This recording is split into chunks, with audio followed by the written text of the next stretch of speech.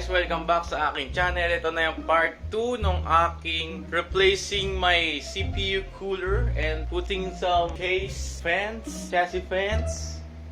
Look at that. Bale, tignan muna natin yung aking CPU temperature gamit itong stock Intel cooler. Yon. Let's go. Bale yan guys, yan yung tsura niya. Yan yung tsura niya. Case fan pa lang yan. Wala pa yan yung CPU cooler. Bale, tignan natin ha.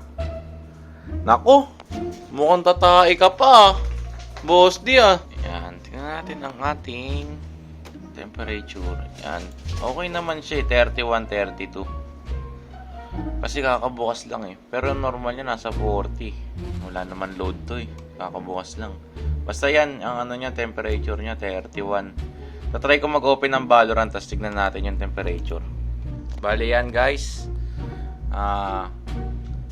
Ito siya, 50 degrees. Naka-open yung Valorant. Tsaka yung aking Vibrance GUI. Yan. Yung pang color filter ko. Yan. Install na natin yung CPU cooler. ID Cooling SE234 ARGB. Yun. Tignan muna natin kung ano laman na ito.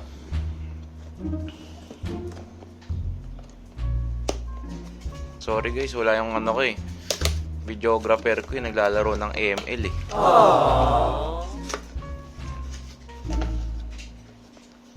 Pak. Out of the box. Yung fan. Dual bearing fan. Ang bigat. Ganda. Yan. Tapos yung manual, installation guide, and the heatsink. Yan. Ganda. Kikita mo na ba yan?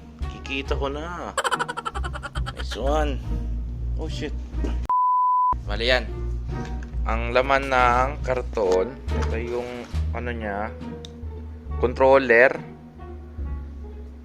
nung ito yung controller nung RGB, ARGB. Optional lang yan. Kung meron kayo yung sa header ng motherboard, pwede niyo doon isaksak yung parang Aura Sync, mga ganon. Ito yung mga nakalagay dito. Yan. Pwede niyo isaksak. Ay, hindi nyo na kailangan to. I mean, yan, hindi nyo na kailangan to. Ay! Ano ginagawa mo dyan? Ikaw talaga. Tapos, may libre siyang isa pang, ilan ba to? Tama, pang to.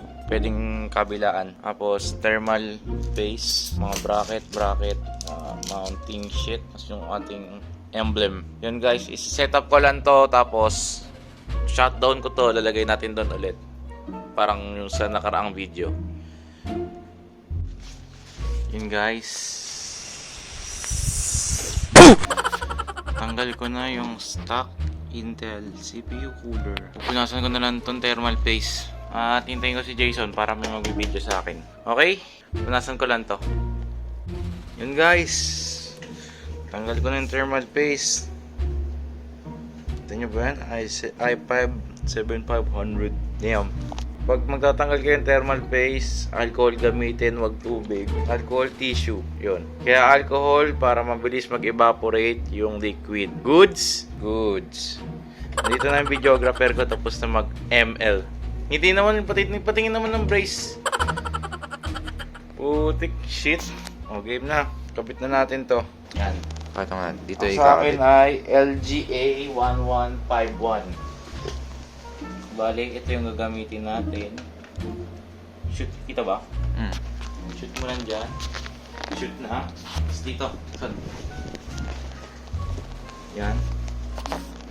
Kunin mo yung spacer. Pasok. Spacer. Spacer pa. Spacer pa dito. Yun, siya. Pasok na pasok yun ah.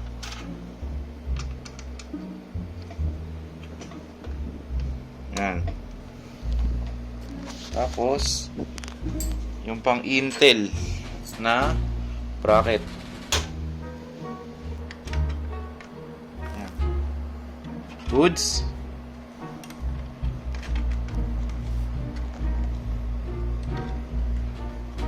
Ayan na. Pag napasok nyo na yan, good nyo yung screw. Na yung screw. Nawala. Nawala yung screw. Nakita ko na yung screw. Ito na. Screw mo dito. Yan. Diyan guys, diyan yung face screw. Oy! Oy! Kita! Huwag mo nang pansinin yan. Umorder kasi ako sa Shopee, tas iba dumating. Tas niripan ko naman. Bali nakuha ko ng libre yung HyperX na RAM. Corsair in-order ko, tas HyperX dumating.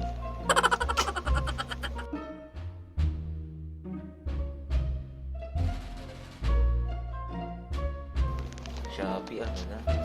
Shopee, okay lang. Binigyan mo ko libreng RAM. Naripan ko yan, 1.8. Yan. Okay na guys. Tabit natin na walang thermal paste. Para goods. Ayun, no? Uy, ano yun?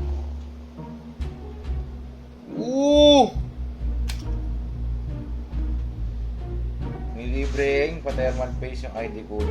Gano'ng kadami?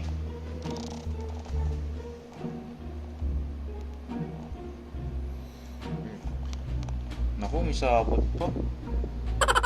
Maganda kaya ito. Kasi yung ginagamit naman lagi deep cool eh. Gusto na ba yan? Goods yan. Ganyan naman ba sa'yo? A-size. Ganyan lang? Oo, yan ha. Yung Mark, tama ba yan? Nakaraan kasi tinry ko yung diagonal, yung ano, X. Eh, yan mo na. Mukhang okay naman yan eh.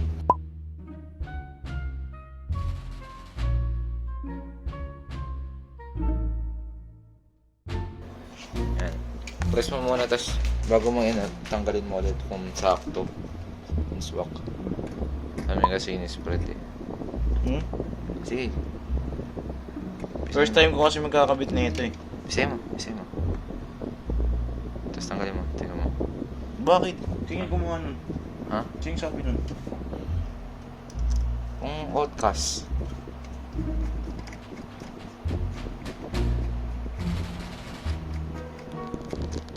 Naku. Technical. Naku. Gogo. Bakit? Anyari? Mukhang tatanggalin natin yung pan ah. Hindi ko mas yung kabila. Ay, oo, tinanggal naman yung amay. Shit, di nyo sinabi. Ay, sorry, naglalaro ko sa AMA. First time ko kasi magkabit ng ganyan. Many minutes later. Naku! Yan guys, ayun naman na screw mo.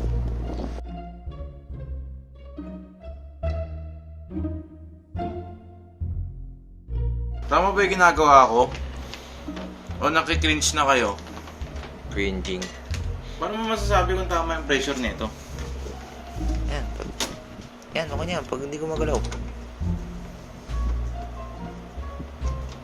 That to me torque eh. Wala ng torque. Tansyahan na lang. Pag pinas, tansyahan. Uy, lobat ka na kuya. 5% ko na lang. Ha? 5% ko na lang. Paano mo malalaman kung okay? Okay nga yan, basta nga di gumagalaw. Sure ka ba? Oo. Patingin nga, check mo natin. Tapos hindi gumana, no? Ano ganda dun? Alam nga kung ano nangyari sa Joneswood. Kasi ako nagkabit din eh. Pinunod lang ako ni Kuya Mike.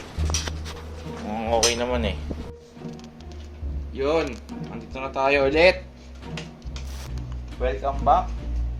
Itong aking heatsink, may RGB. RGB to, oh. Kita niyo yan? Yan, RGB yan.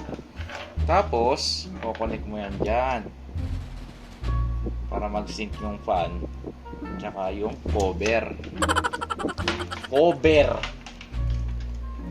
cover. Tapos ito, lagay mo doon sa system pan. Yan. Pak, ganun. Tapos ito, kabit na natin.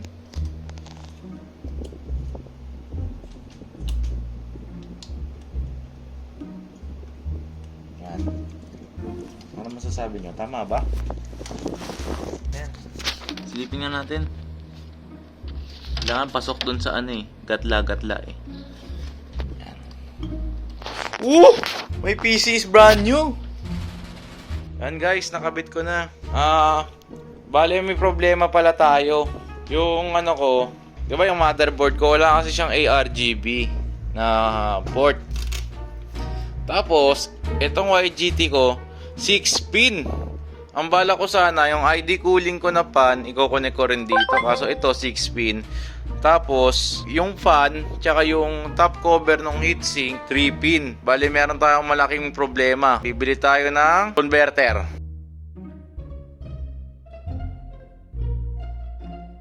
Kaya hindi ko muna pupuling ayusin tong cable na to. Kasi, ayusin ko rin to pagdating ng converter. Yan guys, testing na natin. Lipat tayo doon. The moment of truth. Yan na guys. Let's go! Woo! Woo! Gago, ganda. Too much RGB. My eyes go blind. Fuck.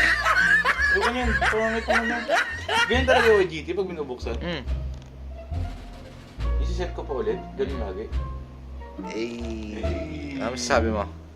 So good. So good. So good, so clean. So good ah. So clean, so good ah. Ay, ano pala muna natin yung ano guys. Yung testing natin yung controller. Controller to guys. Yun o. Kita niyo ba? Kita niyo ba guys? Lang RGB? Ang ganda na ito. Bakit? Hindi yun. Walang ano lang, isang kulay. Ayan. Puti natin.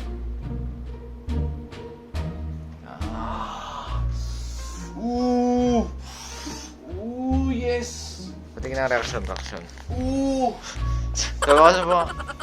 na. Sama. Ayoko na. Bakit? Lagyan natin ito para puti. Kaso nakaka-apekto to ng airflow eh. Kaya gusto ko tanggalin. Laki masyado eh. Pero okay yan. Oh yeah! Kala ko na pasok. Yan. Bale, tignan natin yung thermal sheet. Di ko na alam. Basta tignan natin yung temperature kanina. Sa Valorant tsaka sa loaded and unloaded sheet. Good. So yun guys. Tapos na. Tada! Yan. Tignan ko na yung wallpaper ko ng white. So tignan natin yung temps. Anong nangyari? Oh shit, 32? 36? Oh no. Something's wrong. Ewan natin. Tignan natin sa mga susunod na araw kung ganyan pa rin yung temps. Bale, run natin ulit yung Valorant, tapos open natin yung Vibrance. Hindi kaya masyadong konti yung thermal trace na nilagay ko. Alam ko, sakto lang yun. Yan na. Tignan natin yung temps. Mas bumaba siya. 40 degrees oh. Diba kanina 50? Habang nag-run yung Valorant. Try natin mag-run ng mag-the range.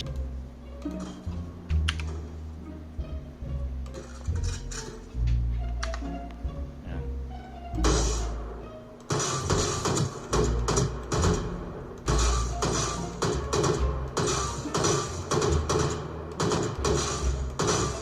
Tingnan natin. 42. Goods. Bali yun guys, dito ko natatapusin yung video nung oras na kanina pa ako gumagawa dito. Kasi hindi lang naman yung ginawa ko eh. Nagano rin ako. Cable manage. Pakita ko na lang yung picture. Yan.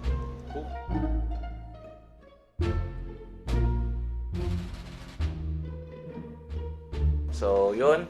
Maraming salamat sa mga nanood dyan. Tignan niyo yung PC ko. Nice. Sarap sa mata. Mag-subscribe na kayo ha. Para dumami naman yung subscriber ko. Nasa 100 na tayo. 101. Let's go. Ayun. Hanggang sa muli guys. Bye! Peter Pan, that's what they call me. I promise that you'll never be lonely.